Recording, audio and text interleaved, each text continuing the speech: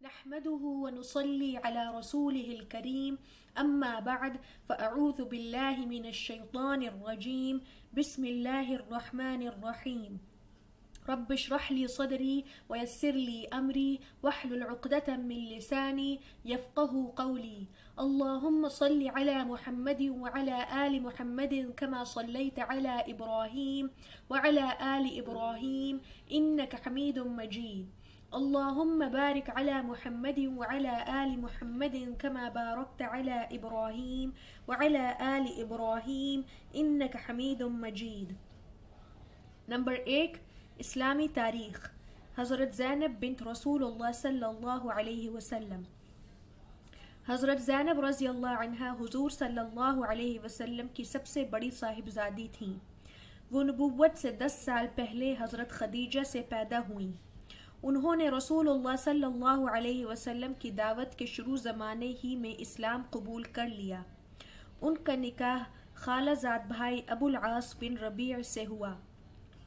وہ ان کے اسلام نہ لانے کی وجہ سے ہجرت نہ کر سکیں.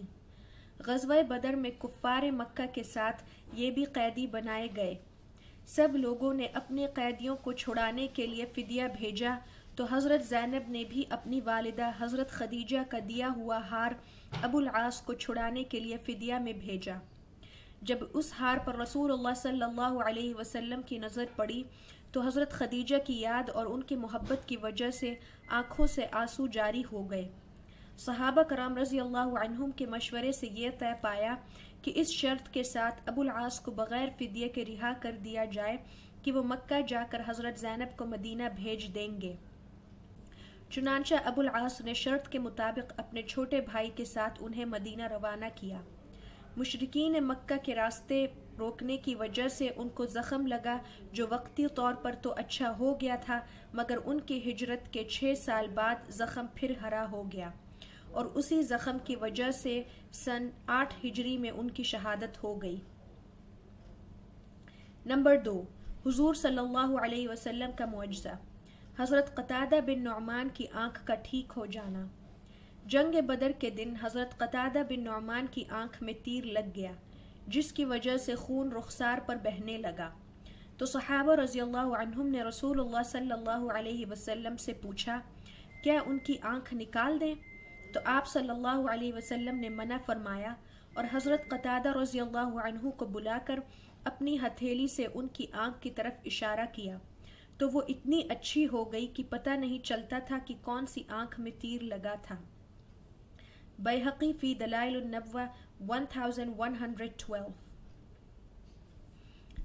نمبر 3 ایک فرض کے بارے میں گروی رکھی ہوئی چیز سے فائدہ نہ اٹھانا. حضرت ابن مسعود رضی اللہ عنہ کے پاس ایک شخص آئے اور کہا کہ ایک گھوڑا میرے پاس گروی رکھا گیا تھا لیکن میں اس پر سوار ہو گیا تو کیا میرے لیے گروی رکھے ہوئے گھوڑے پر سوار ہونا جائز ہے؟ حضرت عبداللہ بن مسعود رضی اللہ عنہ نے فرمایا اس گھوڑے سے تم نے جتنا فائدہ اٹھایا وہ سود ہے. کنز العمال 15749. فائدہ گروی رکھی ہوئی چیز سے فائدہ اٹھانا جائز نہیں ہے، اس سے بچنا ضروری ہے. نمبر 4 ایک سنت کے بارے میں قیامت کی رسوائی سے بچنے کی دعا. قیامت کے دن ذلت اور رسوائی سے بچنے کے لیے اس دعا کا اہتمام کرنا چاہیے. ربنا وآتنا ما وعدتنا على رسلك ولا تخزنا يوم القيامة إنك لا تخلف الميعاد. ترجمہ اے ہمارے پروردگار آپ نے جو اپنے رسولوں سے وعدہ کیا ہے وہ ہمیں عطا فرمائیے اور قیامت کے دن ہمیں رسوا نہ کیجیے، بے شک آپ وعدہ خلافی نہیں کرتے. سورہ آل عمران آیت 194.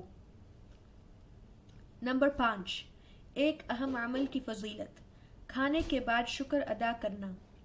رسول اللہ صلی اللہ علیہ وسلم نے فرمایا کھانا کھا کر جو اللہ کا شکر ادا کرتا ہے وہ نفل روزہ رکھ کر صبر کرنے والوں کے برابر ہے. مستدرک 1537 عن معن بن محمد الغفاری رضی اللہ عنہ. نمبر 6 ایک گناہ کے بارے میں کفر کرنے والے ناکام ہوں گے۔ قرآن میں اللہ تعالیٰ فرماتا ہے بے شک جو لوگ کافر ہو گئے اور دوسروں کو بھی اللہ کے راستے سے روکا اور ہدایت ظاہر ہونے کے بعد اللہ کے رسول کی مخالفت کی تو یہ لوگ اللہ کے دین کو ذرا بھی نقصان نہیں پہنچا سکیں گے اور اللہ تعالیٰ ان کے تمام اعمال کو برباد کر دے گا۔ سورہ محمد آیت 32۔ نمبر 7، دنیا کے بارے میں لوگوں کی کنجوسی۔ قرآن میں اللہ تعالیٰ فرماتا ہے سن لو تم ایسے ہو کہ جب تم کو اللہ کی راہ میں خرچ کرنے کے لیے بلایا جاتا ہے تم میں سے بعض لوگ بخل کرتے ہیں، اور جو شخص کنجوسی کرتا ہے تو حقیقت میں اپنے ہی لیے کنجوسی کرتا ہے، اور اللہ تعالیٰ غنی ہے، کسی کا محتاج نہیں، اور تم سب اس کے محتاج ہو۔ سورہ محمد آیت 38۔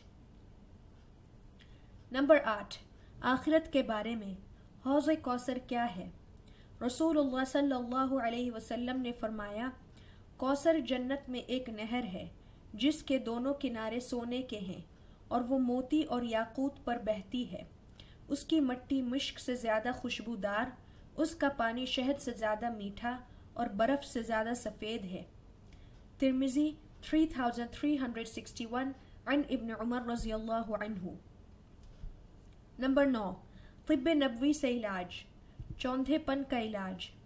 رسول اللہ صلی اللہ علیہ وسلم نے فرمایا مشروم من کی قسم میں سے ہے اور اس کا پانی آنکھ کے لیے شفا ہے، عجوہ جنت کی کھجور ہے اور اس میں زہر سے شفا ہے۔ حضرت ابو ہریرہ رضی اللہ عنہ فرماتے ہیں کہ میں نے 3 یا 5 یا 7 کھبیاں لیں اور پانی نچوڑ کر ایک چندھی باندی کی آنکھ میں ڈالا تو وہ اچھی ہو گئی۔ ترمذی 2069 2068 عن ابی ہریرہ رضی اللہ عنہ۔